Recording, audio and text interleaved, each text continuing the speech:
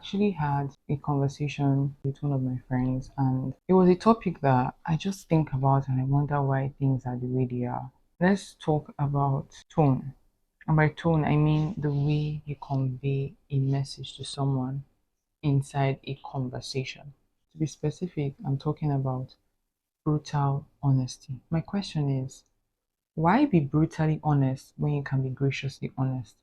What is the gain?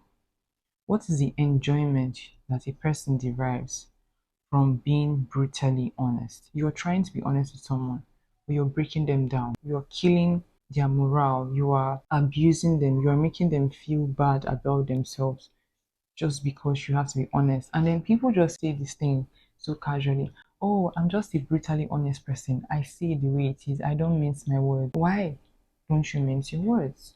I'm not saying lie in the bit to mince your words, but you should be diplomatic when you are talking to people, especially when you have relationships with these people that you are trying to converse with. You have enough knowledge and information about a person to know what best way to get to them and what best way to talk to them.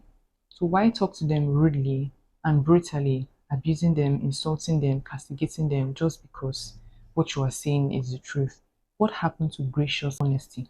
Regardless of how a truth is being conveyed, if it is something in a negative light, a person is already going to feel hurt or feel bad. Why make matters worse? That's what I personally do not understand. If you know that a person is sensitive and there is a certain way that you talk to them that they listen, why don't you talk to them like that? What's wrong with that? One of the best gifts we've been given in this life is relationships. Relationships is one of the most important things in our lives.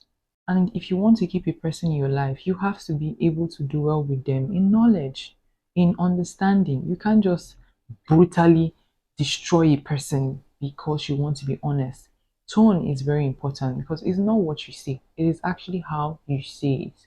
You are saying the truth, but you are saying the truth in a way that is hurtful. Okay, so now you've told them the truth in a hurtful way. What now happened? This is actually bullying, just like there's cyberbullying where someone comes on your social media and starts to bully you. Some people actually bully people physically by their words in the name of brutal honesty. A person is being honest and we don't even know if the person is being honest or not.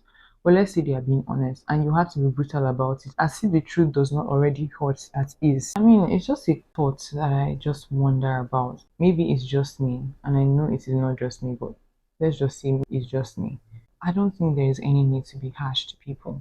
I don't think so. I think graciousness still stands. I know there are times when Jesus has had to rebuke people and be harsh, and there's a place for that, but there's also a place to talk to people in love and in mercy and in kindness because God is a God of mercy. So we should also extend grace to others just as God is extending grace to us. So we should actually be gracious, be graceful when talking to people. And then there are people who need harshness because they hear word. They know they hear word. Now that's a different story.